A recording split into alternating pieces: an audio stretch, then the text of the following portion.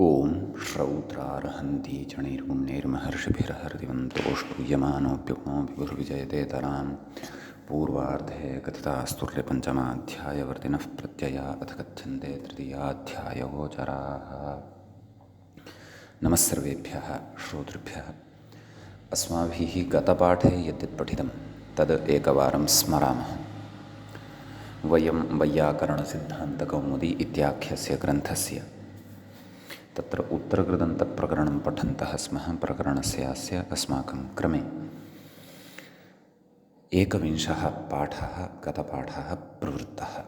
अस्मिन् एकविंशे पाठे तत्र सर्वादौ वयं सूत्रं पठितवन्तः विभाषापः इति। आप्नोतेरणेः अयादेशः वा स्यात् इति सूत्रस्य अर्थः दृष्टः। परन्तु अयमायादेशः कदा? यदा परतः ल्यप् भवति तदा। प्रापय्य प्राप्य इति रूपद्वयं तत्र साधितं। ततः सूत्रं पठितं क्षियः। क्षियः ल्यपि दीर्घः भवति, दीर्घादेशः भवति। प्रक्षीय इति अत्र उदाहरणं साधितं। ततः अग्रे सूत्रं पठितं ल्यपि च। तत्र प्रथमपादस्य उदाहरणं सूत्रमिदं षष्ठे वेयः ल्यपि सम्प्रसारणं न स्यात् इति। प्रवाय इति उदाहरणं तत्र आत्वादिकं कृत्वा साधितं। ततः ज्यश्च इति सूत्रं पठितं। ल्यपि परतः ज्याधातोः सम्प्रसारणं न भवति। वेयः ल्यपि सम्प्रसारणं न स्यात् इति तत्र उक्तं। प्रवा नैव ज्यश्च इत्यत्र तु भिन्नः अर्थः खलु। ज्याधातोः सम्प्रसारणं न भवति। सम्यक् सम्यक्। प्रज्याय इति तत्र ल्यबन्तं रूपं साधितं। ततः व्यश्च इति अग्रे रूपं साधितं। नाम अत्र रूपं साधितं सूत्रे अस्य सूत्रस्य उदाहरणत्वेन उपव्याय सूत्रं किं? व्यश्च इति। अर्थात् ञे इति धातुः यः भवति तस्य सम्प्रसारणं न भवति ल्यपि परतः। ततः विभाषा परेः इति अग्रिमं सूत्रं पठितं। तस्य अर्थः दृष्टः। परेः व्ययोः वा सम्प्रसारणं स्यात् ल्यपि इति। तत्रोक्तं तुकं बाधित्वा परत्वात् हलः इति दीर्घः परिवीय परिव्याय। सम्यक् एतद् रूपद्वयं पठितं। ततः तत्र प्रयोगयोः द्वयोः क्त्वा प्रत्ययस्य सङ्गतेः चर्चा कृता। तत्र आदौ शङ्कितं कथं मुखं व्यादाय स्वपिति नेत्रे निमील्य हसति इति कथयति। तत्रोक्तं व्यादाननिमीलनोत्तरकाले अपि स्वापहासयोः अनुवृत्तेः तदंशविवक्षया भविष्यति इत्युक्तम्। ततः तत्र विभाषापरेः इति सूत्रम् अस्माभिः पठितं। तदनन्तरम् आभीक्ष्ण्ये णमुल् च इति अग्रिमं सूत्रं पठितं। णमुल् प्रत्ययविधायकं त्वा इत्यपि विधीयते, परन्तु विशेषेण णमुल् अत्र उक्तः। तत्र पौनः पुण्ये द्योत्ये पूर्वविषये णमुल् स्यात्। नाम समानकर्तृकयोः पूर्वकाले इति एतादृशविषये गम्यमाने णमुल् इति प्रत्ययः स्यात्। क्त्वा च क्त्वा इत्यपि भवति इत्युक्तम्। ततः तत्रोक्तं द्वित्वं स्मारं स्मारं नवति शिवं नमति शिवम् इति तत्र उदाहरणं पठितं। ततः स्मृत्वा स्मृत्वा पायं पायं भोजं भोजं श्रावं श्रावम् इमानि सर्वाणि अपि उदाहरणानि दृष्टानि। ततः चिण्णमुलोः इति णमुल् परेणौ वा दीर्घः इति तत्र उक्तं। गामं गामं गमं गमं। ततः विभाषा चिण्णमुलोः इति नुं विकल्पेन लभधातोः भवति णमुलि। अतः लभं लभं लाभं लाभम् इति च। ततः व्यवस्थितविभाषया उपसृष्टस्य नित्यं नुं भवति प्रलम्भं प्रलम्भम्। ततः जागृधातोः णमुलि गुणे सति जाग्रो विचिण्णलङित्सु इत्यनेन गुणे सति जागरं जागरं इति पठितम्। ण्यन्तस्यापि समानमेव रूपं भवति, जागरं जागरम् इति। ततः अग्रे अस्माभिः सूत्रं पठितं न यद्यनाकाङ्क्षे इति। यच्छब्दे उपपदे पूर्वकाले यत्प्राप्तं तन्न यत्र पूर्वोत्तरे क्रिये तद्वाक्यम् अपरं नाकाङ्क्षति चेत्। तत्र एवम् उदाहरणं पठितं, सूत्रस्य अर्थः पठितः, उदाहरणानि च दृष्टानि। यदयं भुङ्क्ते ततः पठति इह क्त्वाणुमुलौ न, एवं खलु। यतः सर्वाणि निमित्तानि सूत्रस्य वर्तन्ते इति कृत्वा ततः पृष्टम् अनाकाङ्क्षे किं यदयं भुक्त्वा व्रजति ततोऽधीते। एवम् इदञ्च उदाहरणं तत्र दृष्टम्, न प्रत्युदाहरणं तत्र दृष्टं। ततः अग्रे सूत्रम् अस्माभिः पठितं विभाषाग्रे प्रथमपूर्वेषु इति। तत्र तत्र उक्तम् आभीक्षणे इति नानुवर्तते। एषु उपपदेषु समानकर्तृकयोः पूर्वकाले क्त्वाणुमुलौ वा स्तः इति अर्थः दृष्टः। अग्रे भोजं व्रजति, अग्रे भुक्त्वा व्रजति इति तत्र अनुषज्यते क्रिया। प्रथमं भोजं प्रथमं भुक्त्वा, पूर्वं भोजं पूर्वं भुक्त्वा, पक्षे लडादयः अग्रे भुङ्क्ते ततो व्रजति। आभीक्ष्णे तु पूर्वविप्रतिषेधेन नित्यमेव विधिः। अग्रे भोजं भोजं व्रजति भुक्त्वा भुक्त्वा इति। इमानि तत्र उदाहरणानि अस्माभिः दृष्टानि। ततः अग्रे सूत्रं पठितं कर्मण्याक्रोशे क्रियः खमुञ् इति। तस्य अर्थः दृष्टः। कर्मण्युपपदे आक्रोशे गम्ये क्रियः खमुञ् स्यात् इति। चौरङ्कारमाक्रोशति करोतिरुच्चारणे चौरशब्दमुच्चार्य इत्यर्थः इति। तत्र उदाहरणस्य अर्थः अपि दृष्टः इति। परन्तु आक्रोशः तत्र अपेक्षितः, आक्रोशप्रसङ्गे एषा व्यवस्था भवति इति ज्ञातम्। ततः एतावन्ति सूत्राणि अस्माभिः गते पाठे पठितानि वर्तन्ते। अधुना तावत् आदौ तु गतपाठस्य अन्ते याः पङ्क्तयः आसन् व्याख्यायाः ताः स्पृष्ट्वा अग्रे गमिष्यामः। तत्र उक्तं पूर्वं भोजमिति, पूर्वमिति क्रियाविशेषणं, पक्षे इति त्वाणमुलौ तावत् अव्ययकृत्वार्थकौ। यदा तु कर्तृविवक्षा तदा लडादय इत्यर्थः। ननु अग्रे प्रथमपूर्वपदेषु उपपदेषु त्वाणुमुलौ परत्वात् आभीक्षणेऽपि स्याताम् इत्यत आह। आभीक्षणे तु पूर्वविप्रतिषेधेन व्याख्यानादिति भावः। कर्मण्याक्रोशे कर्मणीत्युपपदनिर्देशः। आक्रोश इति द्योत्यार्थ इति मत्वा व्याचष्टे कर्मण्युपपदे चाक्रोशे गम्ये क्रियः खमुञ् इति स्पष्टत्वान्न व्याख्येयम् इति भावः। एषा पङ्क्तिः कुतः उक्ता इत्यपि अस्माभिः विचारः कृतः। ततः चौरङ्कारमिति उपपदसमासे अरुर्द्विषतजन्तस्य मुम् इति मुम् सम्यक् इति। एतावत्पर्यन्तः व्याख्याभागः च अस्माभिः गते पाठे पठितः। अयम् अस्माकं क्रमे तत्र उत्तरकृदन्तप्रकरणस्यास्य 21तमः पाठः गतपाठः प्रवृत्तः अभूत्। अधुना तावत् अस्माकं क्रमे अस्य उत्तरकृदन्तप्रकरणस्य 22 पाठः तत्र आरब्धः भवति। तत्र आदौ वयं सूत्रं पठन्तः स्मः। अग्रिमं सूत्रं स्वादुमीणमुल् इति। स्वादुमि इति सप्तमी विभक्तेः एकवचनान्तं भवति।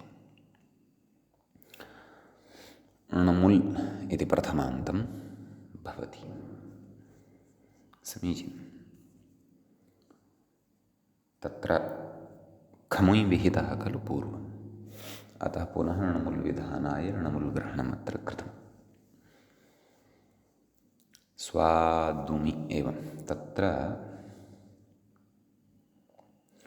स्वादुम् इति शब्दः यः वर्तते तस्य सप्तम्यन्तं स्वादुमि इति भवति। सम्यक् व्याख्याता कथयति स्वादुमि इति अर्थग्रहणं व्याख्यानात् इत्यस्ति। नाम स्वादु इत्यर्थयुक्ताः ये सन्ति शब्दाः तेषु उपपदेषु सत्सु इति अर्थः आगमिष्यति। नाम केवलः स्वादुम् इति शब्दः एव तत्र अपेक्षितः इति नास्ति। कथयति तदेव कथयति। तथा च स्वादुपर्याये उपपदे इति लभ्यते। कर्मण्याक्रोशे इति पूर्वसूत्रात् कर्मण्याक्रोशे क्रियः खमुय्, क्रियः इत्यनुवर्तते न तु खमुय् अस्वरितत्वात्, नाम खमुय् तत्र स्वरितः नास्ति। ततश्च आभीक्ष्ण्ये णमुल् च इत्यतः णमुल् इत्यनुवर्तते। समानकर्तृकयोः पूर्वकाले इति सूत्रञ्च अत्र प्रायः न युज्यते एषा पङ्क्तिः। आभीक्ष्ण्ये णमुल् च इत्यतः णमुल् इत्यनुवर्तते। एकक्षणम् अग्रे पश्यामि, कश्चन विशेषम् उक्तवान् वा? तथा वस्तुतः न। आभीक्ष्ण्ये णमुल् च इति या व्युत्पत्तिः इति या अनुवृत्तिः प्रकृतव्याख्यात्रा उक्ता वर्तते सा प्रामादिकी इति मम भाति। यतः अत्र तु सूत्रे एव णमुल् अस्ति खलु, अनुवृत्तेः का वा अपेक्षा? आम्, यदि सूत्रं स्वादुमि एतावदेव अभविष्यत् तर्हि भिन्नः विषयः। खमुय् इति अस्वरितः वर्तते, अतः तस्य अनुवर्तनम् अत्र न शक्यते भोः। अतः प्रकृते तु णमुल् इति एव स्वरितः एव अत्र लभ्यते। अतः एषा पङ्क्तिः न सुतरां युज्यते। अतः एवं कथनं प्रायः प्रमादभूतमेव, परन्तु कदाचित् भवति अनवधानवशात् इति। ततः तदाह स्वार्थेष्वित्यादिना मूलसूत्रार्थः द्रष्टव्यः। स्वार्थेषु इति न, स्वाद्वर्थेषु इत्यादिना सूत्रार्थः द्रष्टव्यः। स्वाद्वर्थेषु नाम उपपदेषु इत्यपि तत्र योजनीयं। क्रियः णमुल् स्यात् एककर्तृकयोः पूर्वकाले, समानकर्तृकयोः पूर्वकाले इति तु अनुवर्तते सम्यक् इत्यस्ति। परन्तु णमुलः अनुवर्तनं नापेक्षितं, सूत्रे एव णमुल् अस्ति इति कारणात्। सम्यक् कथयति अग्रे।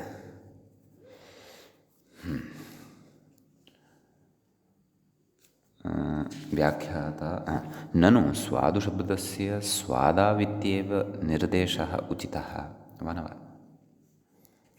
स्वादु इति कुतः पठ्यते? न स्वादुम् इति कुतः पठ्यते? स्वादु इति उकारान्तः खलु शब्दः, तत्र स्वादौ णमुल् एवं खलु इत्यतः आह स्वादुशब्दस्य इति मूले पश्यन्तु।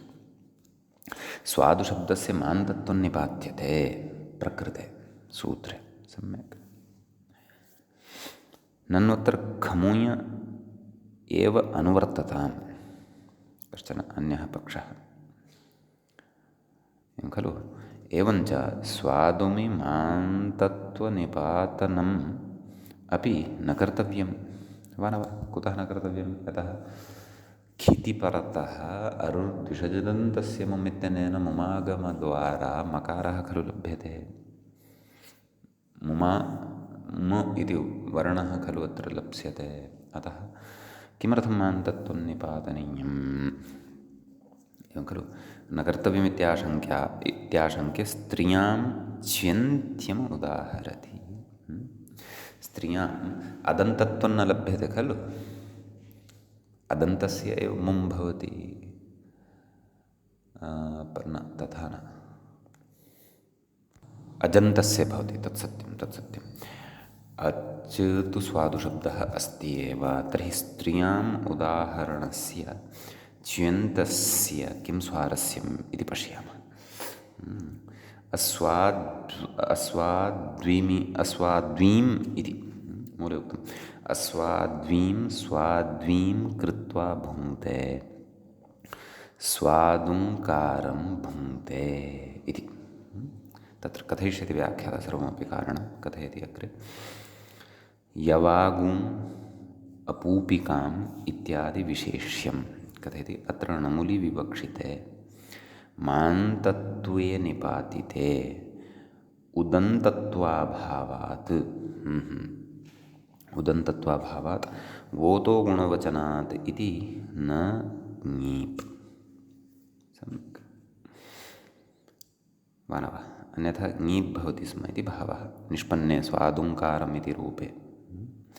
खमुयि कृते अरुर्दुषदन्तस्य मुमिति मुमितु स्वाद्विङ्कारम् इत्येव प्रसज्येत, तत्तु अनिष्टं। किञ्च च्यन्तस्य अव्ययत्वात् अरुर्दुषदजन्तस्य मुमिति मुं दुर्लभः। तत्र मुं विधौ अनव्ययस्य इति अनुवृत्तेः खित्यनव्ययस्य इत्यपि कारणं भवति। सम्यक्। ततश्च अस्वादुं स्वादुं कृत्वा भुङ्क्ते स्वादुङ्कारं भुङ्क्ते इत्यत्रापि मुं न स्यात्। सम्यक् इति अस्ति। खमुयः खित्वस्य चोरङ्कारमित्यत्र सावकाशत्वात्, तस्य तु तत्र सावकाशत्वम् अस्ति एवं खलु। किञ्च च्वौ इति दीर्घः पत्तिः, तद् सोऽपि अस्ति क्लेशः। अतः णमुलि स्वादुशब्दे मान्तत्वनिपातनम् इति भावः। सम्यक्। अग्रे कथयति स्वादुमीत्यर्थग्रहणस्य प्रयोजनम्। अस्तु, तत्तु अग्रे द्रक्ष्यते अर्थग्रहणं कुतः कृतम्। अतः एवमत्र विग्रहः ज्ञेयः। अस्वाद्वीं स्वाद्वीं कृत्वा भुङ्क्ते इति अर्थे तत्र स्वादुम् इति उपपदे सति ततः कृधातोः णमुल् भवति। अत्र मान्तत्वनिपातनकारणात् मकारः स्वाभाव्येन लभ्यते इति कृत्वा तस्य मकारस्य स्थाने अनुस्वारः भवत्येव। सम्यक्। अपि च अत्र स्पष्टतार्थम् एकं विषयं वक्तुम् इच्छामि।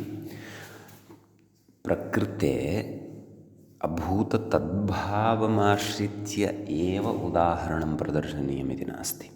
अतएव काशिकायां स्वादुङ्कारं भुङ्क्ते तावदेव। प्रकृते तु अभूततद्भावार्थं गृहीत्वा च्यन्तस्य अव्ययत्वात्, सम्यक्, अव्ययत्वं भवति, निपातत्वं भवति, अतः अव्ययत्वं भवति।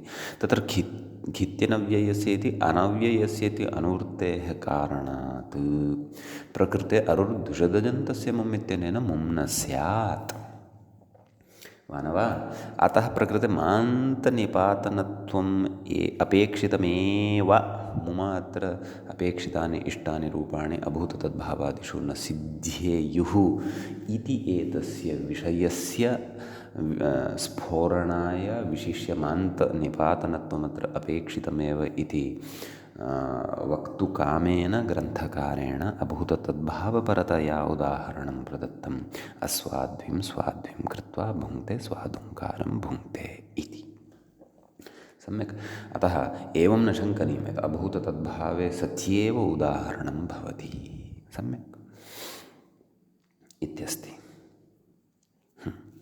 अधुना अग्रे गच्छामः। तदिदं सर्वं विवरणं वस्तुतः व्याख्यायाम् उक्तमेव, परन्तु कदाचित् यदि एषा शङ्का स्यात्, नाम अभूततद्भावार्थः तु सूत्रार्थे नास्ति खलु, तादृशम् उदाहरणं कथं स्वीकृतम् इति चेत् मान्तत्वसमर्थनाय अभूततद्भावे सत्यपि अपेक्षितं रूपं स्वादुङ्कारं भुङ्क्ते इत्येव यथा लभ्येत, तदर्थम् अत्र एतादृश उदाहरणं महता चातुर्येण ग्रन्थकारेण प्रदत्तं वर्तते। समीचीनम्। अधुना अग्रे पश्यामः किमस्ति। स्वादुमीत्यर्थग्रहणस्य प्रयोजनम् आह सम्पन्नकारमिति। वस्तुतः अस्वादुं नाम स्वादुं कृत्वा भुङ्क्ते,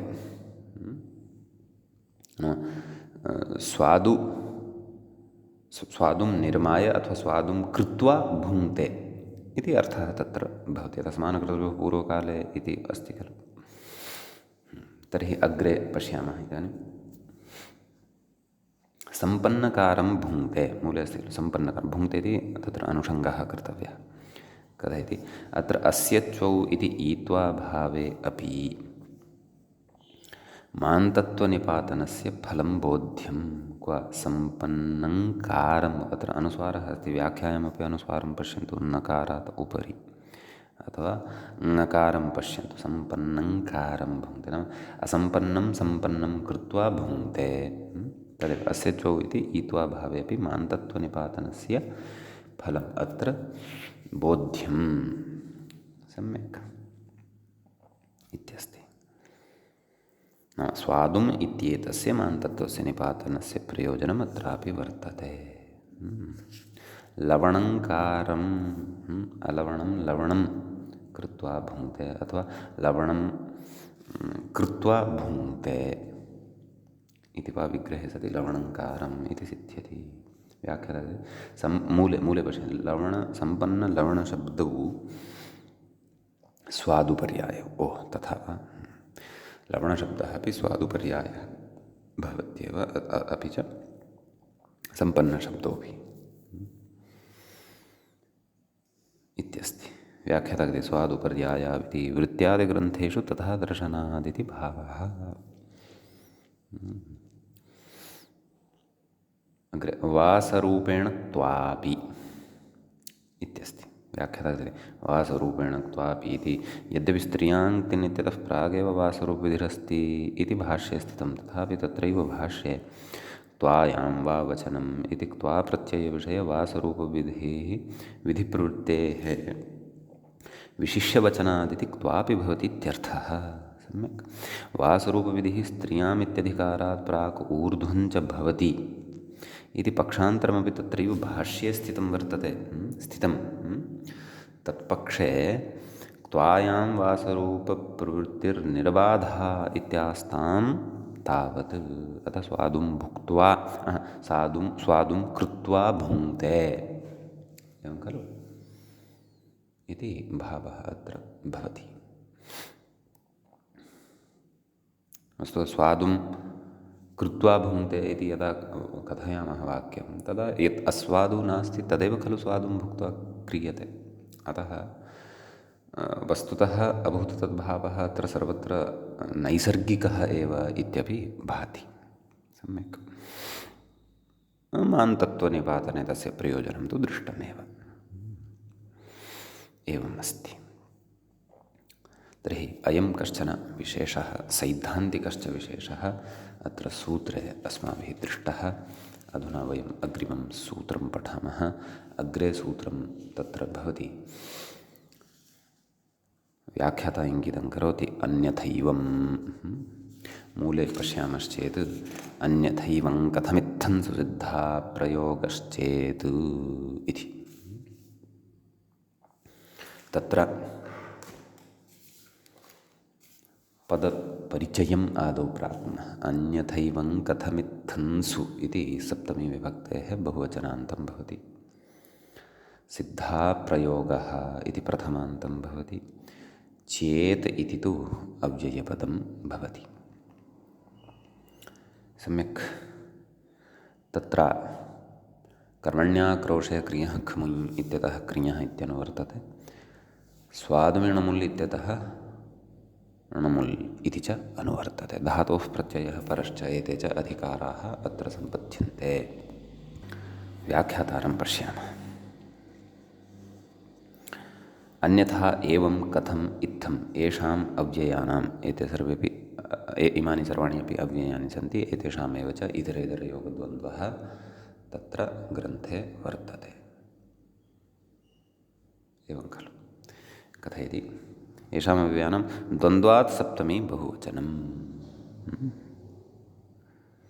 इति भवति। अस्तु, सिद्धः अप्रयोगः, प्रयोगाभावः।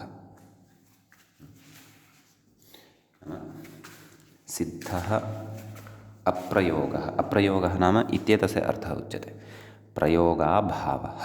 तर्हि सिद्धः अप्रयोगः यस्य एवं विग्रहः कर्तव्यः इति कथयन् अस्ति ग्रन्थकारः। सम्यक्, पुनः पठामः पङ्क्तिं। सिद्धः अप्रयोगः प्रयोगाभावः यस्य कृञः सः सिद्धः प्रयोगः इति विग्रहः। तर्हि कृञः विशेषणम् इदं पदं भवति। अस्तु, पश्यामः। तदाह एषु कृञ इत्यादि मूले पश्यामः सूत्रार्थम्। एषु कृञः णमुल् स्यात् सिद्धः अप्रयोगः अस्य एवं भूतः चेत् कृञ। सिद्धः अप्रयोगः अस्य एवं भूतः चेत् कृञ इति धातुः भवति। तर्हि नाम यः कृञ इति धातुः वर्तते सः अर्थरहितः सन् प्रयोक्तुम् अयोग्यताप्रतीतिकोटौ तिष्ठति यदि तर्हि।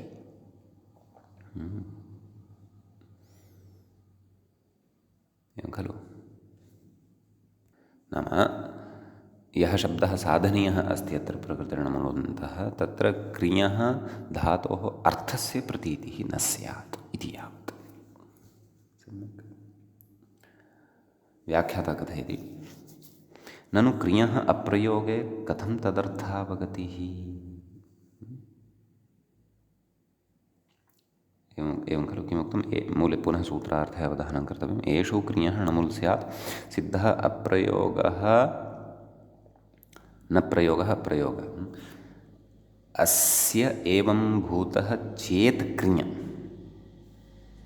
वस्तुतः व्याख्याता किमुक्तं, ननु क्रियः अप्रयोगे कथं तदर्थावगतिः। वस्तुतः क्रियः अप्रयोगे सति तदर्थस्य अवगतिः कथं स्यात्। वस्तुतः अर्थः अपेक्षितः वा। अस्तु, पश्यामः, अग्रे पश्यामः। अर्थावगत्यभावे तत्प्रयोगो वा किमर्थः इत्यतः आह। अर्थस्य अवगतेः अभावे, नाम अर्थस्य अवगतिरेव न भवति। अवगति नाम अवगमनम् एव न यदि भवति तर्हि तस्य प्रयोगः वा किमर्थः कर्तव्यः इत्यतः आह व्यर्थत्वात्। मूले पश्यामः। व्यर्थत्वात् प्रयोगानर्हः इत्यर्थः सरलतया कथयन् अस्ति। तस्य व्यर्थत्वं भवति, अतः तस्य प्रयोगः न कर्तव्यः इति अर्थः। व्यर्थत्वं कथं भवति इतोपि द्रष्टव्यं। कथयति, निष्फलत्वादिति व्याख्याता निष्फलत्वादिति भावः। कथयति, अर्थस्य अविवक्षितत्वे अपि णमुल् प्रत्ययसाधुत्वार्थं तत्प्रयोगः इति भावः। तदेव दर्शयति इत्थं भुङ्क्ते इत्यर्थ इति। मूले उदाहरणानि आदौ दत्तानि। एवङ्कारं, कथङ्कारम्, इत्थङ्कारं भुङ्क्ते। कोऽर्थः? इत्थं भुङ्क्ते इत्यर्थः। कथङ्कारं कथं भुङ्क्ते इत्यर्थः। एवम् इत्थम् इत्यनयोः तु अर्थः समानः एव अस्ति। अतः सर्वत्रापि अत्र नाम एवङ्कारम् इत्यत्र एवमिति अव्यये उपपदे सति, कथङ्कारम् इत्यत्र कथमिति अव्यये उपपदे सति, इत्थङ्कारम् इत्यत्र इत्थम् इति अव्यये उपपदे सति। त्रीणि अपि अव्ययानि इमानि मान्तानि प्रसिद्धानि। अर्थः कः? इत्थं भुङ्क्ते नाम एवं प्रकारेण खादति। कथं भुङ्क्ते? कथं प्रकारेण कथं खादति इति अर्थो भवति। समीचीनम्। अतः प्रकृतकृधातोः अर्थः अविवक्षितः भवति। तस्य अर्थस्य प्राधान्यं न भवति, प्रयोगस्तु भवति। सिद्धा प्रयोगः चेत् क्रियधातुः भवति। तर्हि अधुना भवन्तः एतावन्तं विवरणं पठित्वा पुनः सूत्रार्थं यदि पश्यन्ति, एषु क्रियः णमुल् स्यात् सिद्धः अप्रयोगः, अप्रयोगः अत्र सिद्धो भवति, तद् विवक्षया भवति।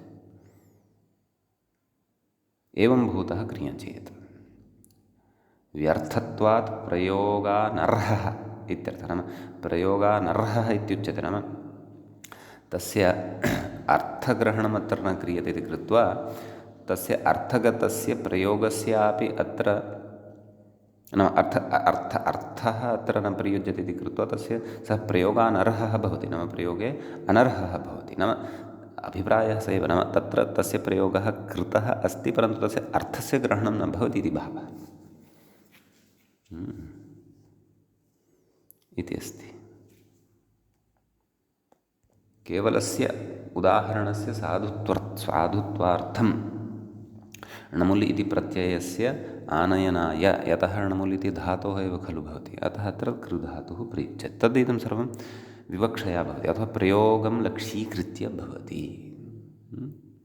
अतः एवङ्कारं कथङ्कारम् इत्थङ्कारम् इत्यादिषु कृधातोः अर्थः नास्ति तावदेव इत्येव विशेषः। व्याख्याता कथयति इत्थं पुङ्क्ते इत्यर्थः इति समानकर्तृकयोः पूर्वकाले इति असम्भवात् नानुवर्तते इति भावः, नाम तस्य अत्र अनुवर्तनं नास्ति। अग्रे कथयति सिद्धेति किमिति, मूले कथयति सिद्ध इति किम्। व्याख्याता इतोपि प्रत्युदाहरणस्य अर्थं सरलतया बोधयति। सिद्धाप्रयोगश्चेदिति किमर्थमित्यर्थः, तत् कुतः उच्यते। एवं खलु तत्र उच्यते।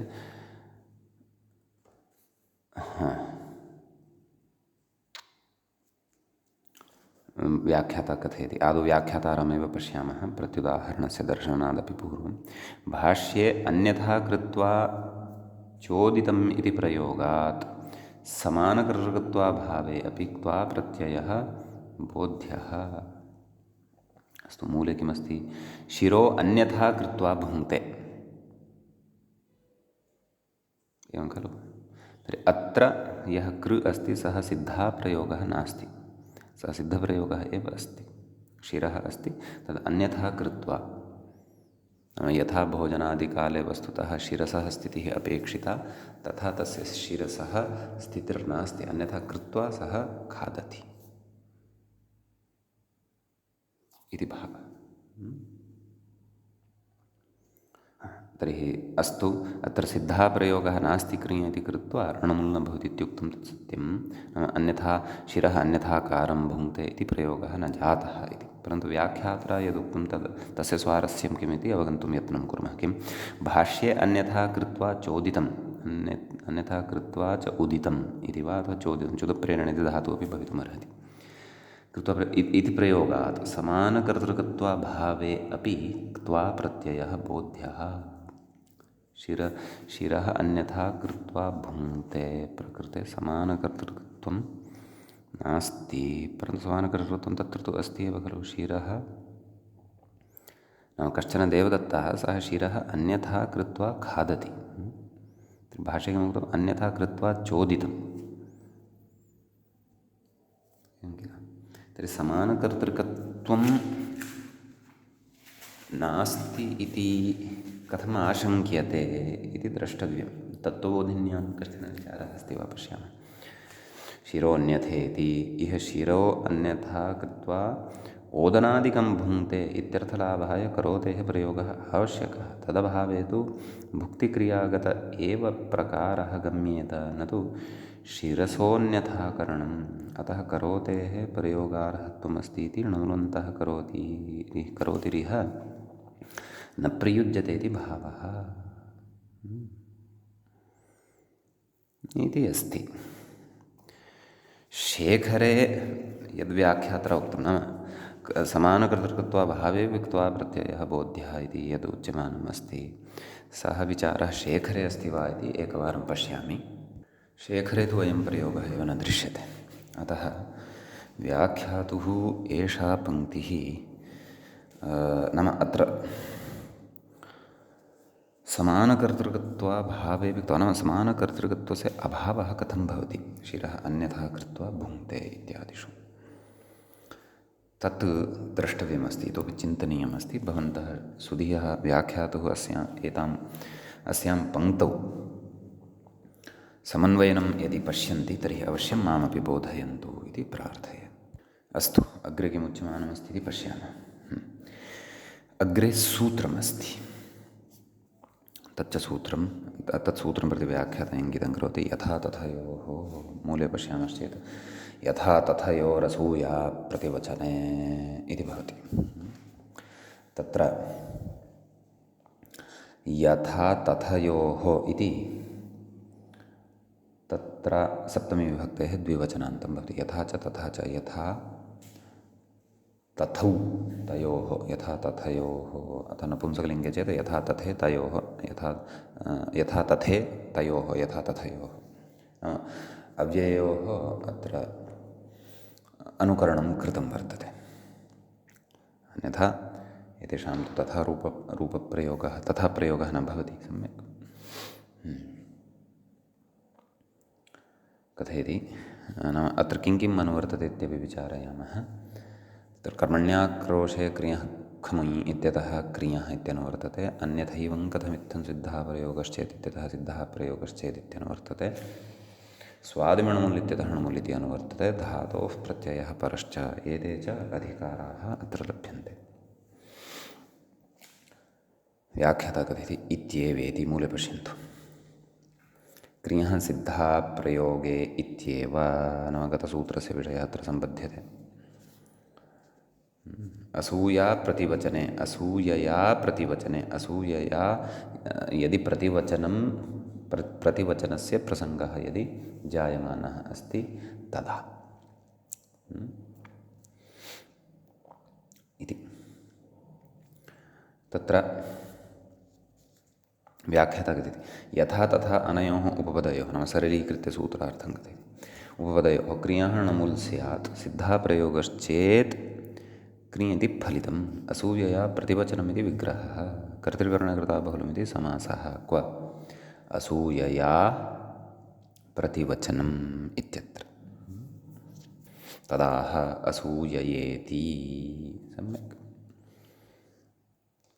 अस्तु, तत्सर्वं पठितम् अस्माभिः। अग्रे कथयति यथाकारम् अहं भोक्षे तथाकारं भोक्षे। किन्तवा अनेन एवं खलु। नाम कश्चन वदेत्, भोः भवान् सम्यक्तया खादनं न जानासि, सम्यक् आचारः न पाल्यते, अथवा किं भोक्तव्यमिति विवेकः नास्ति, तस्य कृते असूयया उच्यते। ओह्, मम कृते तथा वदति वा धूर्ता। यथाकारम् अहं भोक्षे तथाकारं भोक्षे किन्तवानेन इत्युच्यते इति विषयः। तर्हि यथा तथा आभ्यां तत्र णमुल् प्रत्यये सति तत्र वृद्ध्यादिकं सर्वं तु वयं जानीमः। यथाकारं तथाकारम् इति रूपद्वयम् अत्र सिद्धं भवति। सम्यक्। अग्रे सूत्रं वर्तते, मूले व्याख्यायां च दृश्यते। व्याख्याता तु इङ्गितमेव करोति। कर्मणि दृशिविदोः मूले पश्यामश्चेत् कर्मणि दृशिविदोः साकल्ये इति भवति सूत्रम्। तत्र कर्मणि इति सप्तम्यन्तं भवति, दृशिविदोः इति तत्र षष्ठीविभक्तेः द्विवचनान्तं भवति, साकल्ये इति प्रथमान्तं भवति, दृशिश्च विद् च दृशिविदौ तयोः दृशिविदोः इति षष्ठी ज्ञेया। पञ्चम्यर्थे च एषा षष्ठी वर्तते। व्याख्याता कथयति कर्मणीति न अर्थनिर्देश इत्यतः, नाम उपपदग्रहणं तेन कर्तव्यं। कर्मण्युपपदे इति मूले सूत्रार्थः द्रष्टव्यः। कर्मण्युपपदे णमुल् स्यात्। काभ्यां दृशि इति धातोः विदिति धातोः च इति भावः। सम्यक्। कथयति व्याख्याता कर्मण्युपपदे तदर्थस्य धात्वर्थं प्रति कर्मभूतस्य साकल्ये गम्ये दृशिविदिभ्यां णमुल् इति फलितम्। अस्तु, सूत्रार्थस्यैव विशेषः उक्तः। अग्रे समानकर्तृकयोः पूर्वकाले इति नानुवर्तते एव इति कथयति। अस्तु, वरयतीति न वा। उदाहरणमस्ति कन्यादर्शं वरयति।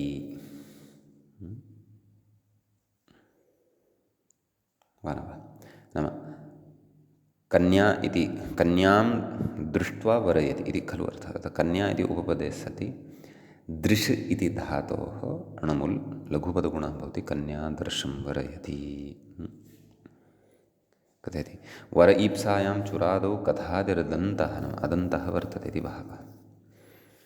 अल्लोपस्य स्थानिवत्वान्नोपधः वृत्तिः नाम वरयति इति प्रयोगविषये कथयन्नस्ति। सम्यक्। तर्हि अत्रापि दृढम् उक्तवान् व्याख्याता किं समानकर्तृकयोः पूर्वकाले इति इत्येतस्य अत्र अनुवर्तनं न भवति। तत् मूलेपि पूर्वं क्वापि उक्तं वा? यथा स्वादुमिणमुल् स्वाद्वेषु अर्थेषु क्रियहणमुल् स्यात् एककर्तृकयोः पूर्वकाले। ततः समानकर्तृकयोः पूर्वकाले इत्येतस्य अग्रे अनुवर्तनं न भवति। इत्थं भुङ्क्ते कथं भुङ्क्ते इत्यादिषु तत्र दृष्टं। परन्तु ततः अनन्तरम् अस्तु यथा तथयोः इत्यत्रापि पश्यामः, सङ्गतिं पश्यामः। नाम यथाकारमहं भोक्षे तथाकारं भोक्षेत् किं तवानेन इत्यत्रापि समानकर्तृकयोः इत्येतस्य नास्ति विषयः। तर्हि प्रकृतेपि समानकर्तृकयोः पूर्वकाले इत्येतस्य विषयः नास्ति इति कथयति। तर्हि प्रकृते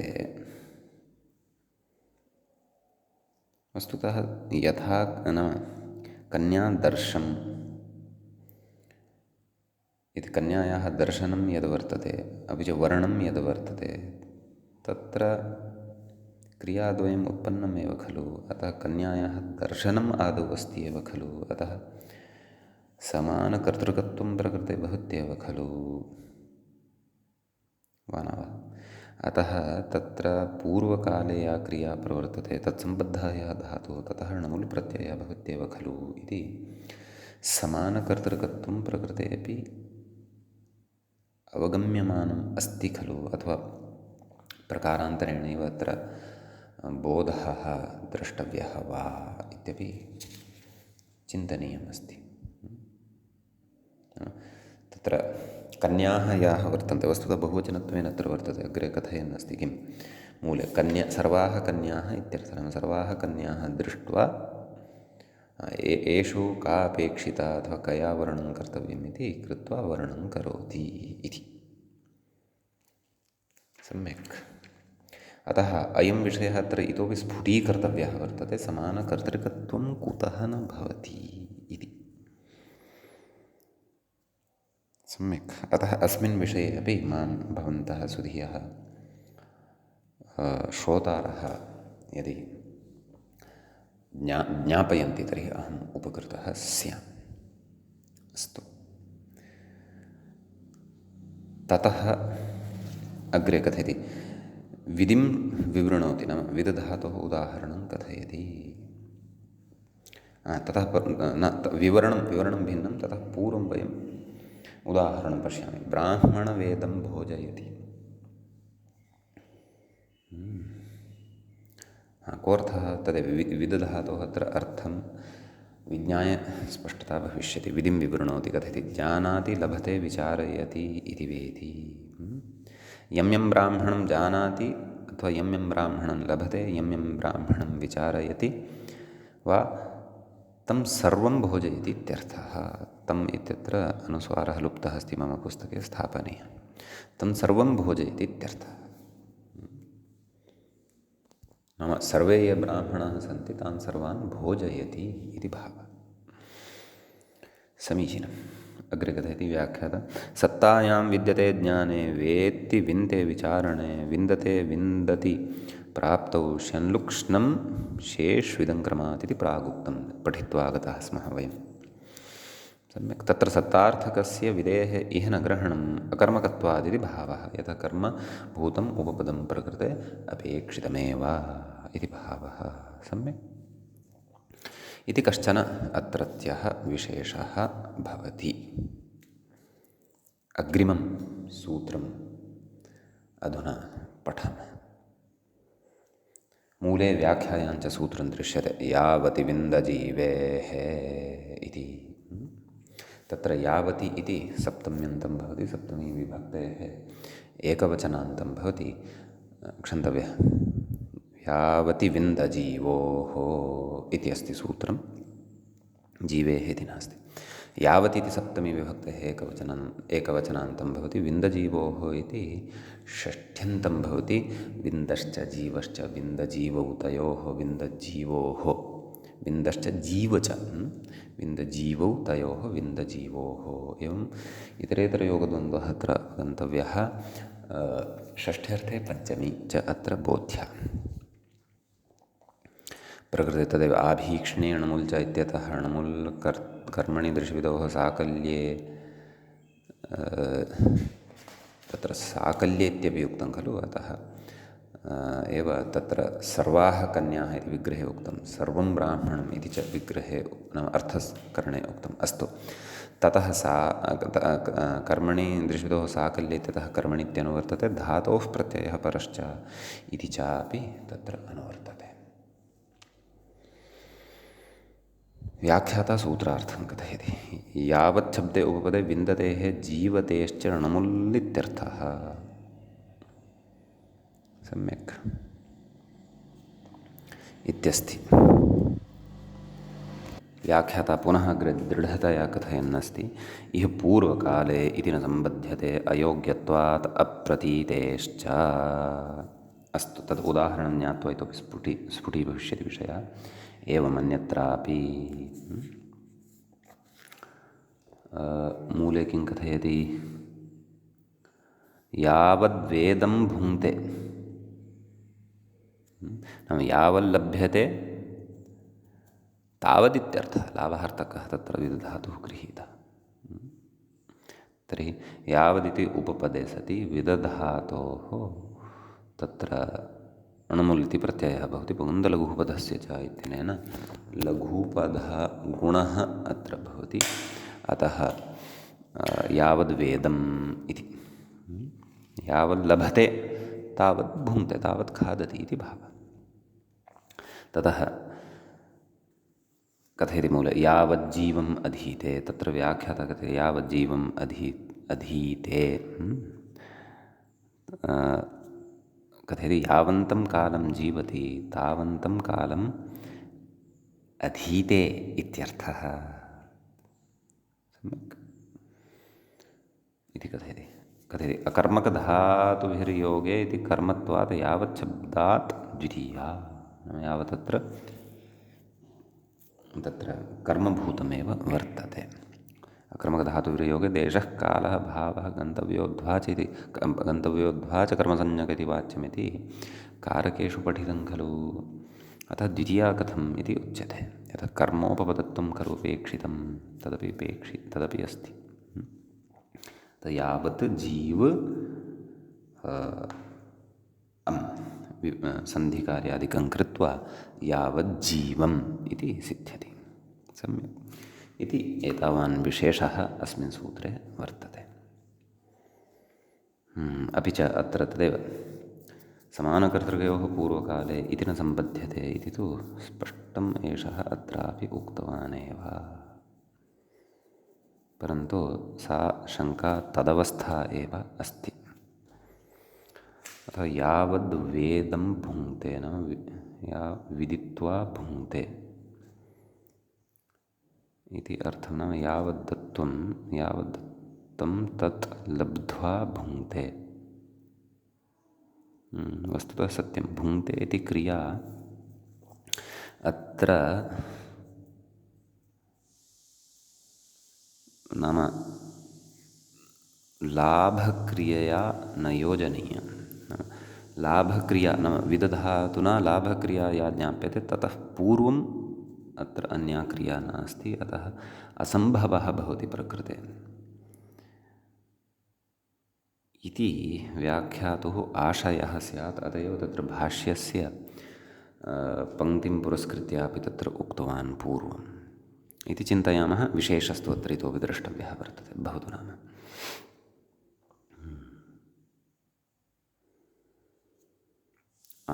अग्रे सूत्रम् अधुना पठामः। चर्मोदरयोः पूरेः इति अस्ति अग्रिमं सूत्रम्। तत्र चर्मोदरयोः इति षष्ठीविभक्तेः द्विवचनान्तं भवति। पूरेः इति पञ्चम्यन्तं भवति। नैव, चर्मोदरयोः इति सप्तम्यन्तम् अस्ति। चर्म च उदरञ्च चर्मोदरे, तयोः चर्मोदरयोः पूरेः इति इकानिर्दिष्टस्य पूरि इति धातोः, पूरी आप्यायने इति धातोः पञ्चम्यन्तमिदं रूपं भवति। स्वादुविणमुल् इत्यतः णमुल् इत्यनुवर्तते। कर्मणि दृशिविदोः साकल्ये इत्यतः कर्मणि इति च अनुवर्तते। धातोः प्रत्ययः परश्च एते च अधिकाराः अत्र लभ्यन्ते। समीचीनं। ततः सूत्रार्थं पश्यामः। मूले तु उक्तं कर्मणि इत्येव, नाम तस्य अनुवर्तनं भवत्येव। व्याख्याता कथयति चर्मे उदरे च कर्मण्युपपदे। चर्मन् अपि च उदर अनयोः कर्मत्वमपि अपेक्षितम्। उपपदे पूरयते णमुल् इत्यर्थः। पूरयते इत्यस्मात् णमुल् इति प्रत्ययो भवति। सम्यक्। तर्हि तत्र चर्मपूरं स्तृणाति अर्थं कथयति। चर्मपूरयन् छादयति इत्यर्थः इति। एवं खलु, नाम समग्रम् अपि चर्म आच्छादयति इति भावः।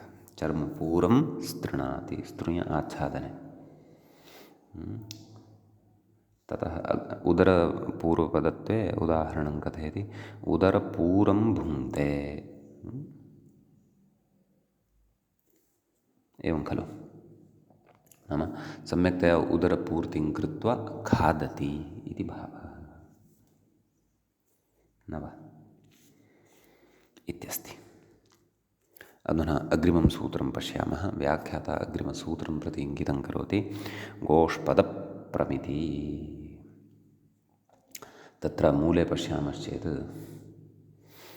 सूत्रं भवति न। व्याख्याता तु गोष्प्रदमिति उदाहरणमेव कथयन्नस्ति। वयं सूत्रं पश्यामः। तु सूत्रं भवति अग्रे वर्षप्रमाण ऊलोपश्चास्यान्यतरस्याम् इति अस्ति।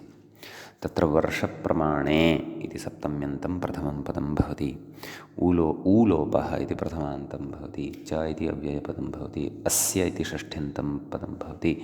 अन्यतरस्याम् इति तत्र विभक्तिप्रतिरूपकम् अव्ययं भवति। वर्षस्य प्रमाणं वर्षप्रमाणं, तस्मिन् वर्षप्रमाणे उ इति वर्णस्य लोपः ऊलोपः षष्ठीतत्पुरुषः भवति इति अत्र विग्रहगतविशेषः अवगन्तव्यः। सम्यक्। ततः अग्रे पश्यामः। उदाहरणं, परन्तु उदाहरणात् पूर्वं सूत्रार्थः द्रष्टव्यः। सः च मूले उक्तः वर्तते। तदर्थं प्रकृते किं किम् अनुवर्तते इति अपि बुद्धौ स्थापनीयम्। तद् स्वादुविणमुल् इत्यतः णमुल्, चर्मोदरयोः पूरेः इत्यतः पूरेः, कर्मणि दृशिविदोः साकल्ये इत्यतः कर्मणि इति अनुवर्तते। धातोः प्रत्ययः परश्च एते च अधिकाराः प्रकृते लभ्यन्ते। समीचीनं। तत्र उच्यते कर्मण्युपपदे पूरेः णमुल् स्यात्। एवं खलु। ऊकारलोपश्च वा, ऊकारस्य लोपः अपि विकल्पेन भवति। तत्र कथयति समुदायेन वर्षप्रमाणे गम्ये। एवं खलु। वर्षप्रमाणं नाम वृष्टिः या वर्तते तस्याः प्रमाणत्वं समुदायेन, प्रकृतिप्रत्यययोः समुदायेन वर्षप्रमाणत्वं यदि गम्यमानं भवति तदा इति भावः। समीचीनं। तत्र उदाह्रियते गोष्पदपूरं वृष्टो देवः इति। इत्यस्ति। तर्हि प्रकृते नाम गोष्पद इति उपपदे सति तत्र पूर् इति यः धातुः भवति तस्मात् णमुल्। सूत्रेण किमुक्तं? कर्मण्युपपदे पूरे णमुल् स्यात् ऊकारलोपश्च, ऊकारस्यापि लोपः भवति, परन्तु विकल्पे न भवति। सम्यक्। अतः कथयति परेर्णमुलि णिलोपे, व्याख्याता कथयति परेर्णमुलि पूरेर्णमुलि णिलोपे, नाम गोष्पद पूर आम् अत्र णिजन्तः धातुः गृह्यते। णिलोपे उलोपे च रूपं किं? गोष्प्रदं। परन्तु एतद् द्वितीयं रूपमस्ति। प्रथमं रूपं तु किमस्ति? गोष्पूरं वृष्टो देवः इति अस्ति। एवं खलु? अतः णेर्णिटि इत्यनेन णेः लोपः भवति। गोष्पद पूरि णमुल्, गोष्पद पूरि णेर्णिटि, गोष्पद पूर गोष्पद पूरा मेलनेन गोष्पद पूर्वं क्षन्तव्यः। णमुलः अ इति न अम् इति खलु अवशिष्यते, गोष्पद पूर्वम् इति जायते। एवं खलु? विकल्पेन तत्र ऊलोपः उक्तः वर्तते खलु। अतः कथयति, तत्र कथयति व्याख्याता पूरेर्णमुलि णिलोपे ऊलोपपक्षे च रूपं। सम्यक्। अतः गोष्पदप्रं वृष्टो देवः। सम्यक्। कः अर्थः? नाम गोः यावत् पदं भवति, गौः यत्र पादं स्थापयति तस्मिन् पादे तस्य पादस्य स्थापनेन अधः ईषत् नाम तत्र स्थलविशेषः निर्मितः भवति, गर्तविशेषः। तावदेव पूर्तिं गतम्, अतः तावदेव देवः वृष्टः इति। एवं खलु? नाम वर्षणं जातमिति भावः, अधिकं न जातमिति भावः।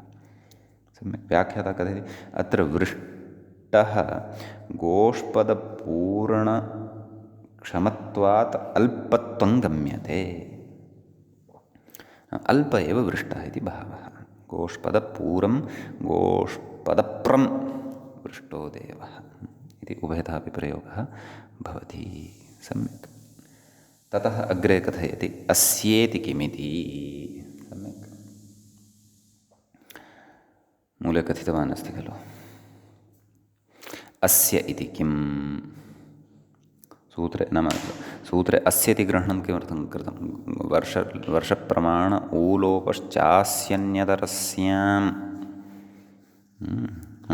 अस्य नाम पूरी इति धातोः तदेव कथयति पूरेः इत्यर्थकं। पूरी इत्येतस्य विशेषणं यत् प्रदत्तं वर्तते अस्य इति, तत् कुतः कथयति? अस्य इति किमर्थमित्यर्थः। तर्हि तत्र प्रत्युदाह्रियते उपपदस्य मा भूत्, उपपदस्य मा भूत् इति कथयति। नाम उपपदे यः तत्र ऊकारः वर्तते तस्य लोपः न स्यात्। तर्हि तादृशम् उपपदं खलु अपेक्षितं यत्र ऊकारः भवति।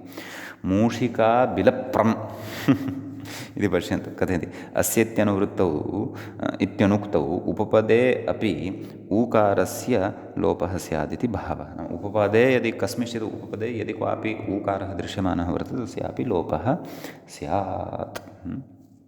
अतः मूषिका बिलप्रम् अथवा मूषिका बिलपूरं वृष्टः देवः इत्यादि विग्रहे कृते सति मूषिका इत्यत्र उपपदस्यापि ऊकारस्य कदाचित् विकल्पेन लोपः स्यात्। तत्र अनिष्टं रूपं स्यात्। अतः धातोः एव ऊकारस्य लोपः स्यात्, न तु उपपदे विद्यमानस्य धातोः लोपः स्यात् इत्येतदर्थं प्रकृतसूत्रे अस्य इति ग्रहणं कृतं वर्तते इति भावः। सम्यक्। अग्रिमं सूत्रम् अग्रिमे पाठे पठिष्यामः। अद्यतनपाठः अत्रैव उपसंह्रियते। मङ्गलं कुर्मः। श्रौत्रार्हन्ति चणैर्गुण्यैर्महर्षिभिरहर्दिवं तोष्टूयमानोऽप्यगुणो विभुर्विजयतेतरां पूर्वार्धे कथितास्तुर्यपञ्चमाध्यायवर्तिनः प्रत्यया अथ कथ्यन्ते तृतीयाध्यायगोचराः। एवञ्च उत्तरकृदन्तप्रकरणस्यास्य अस्माकं क्रमे एषः 12 पाठः प्रवृत्तः। अग्रिमे पाठे पुनः उपस्थिताः भविष्यामः। नमः सर्वेभ्यः श्रोतृभ्यः भवद्भ्यः।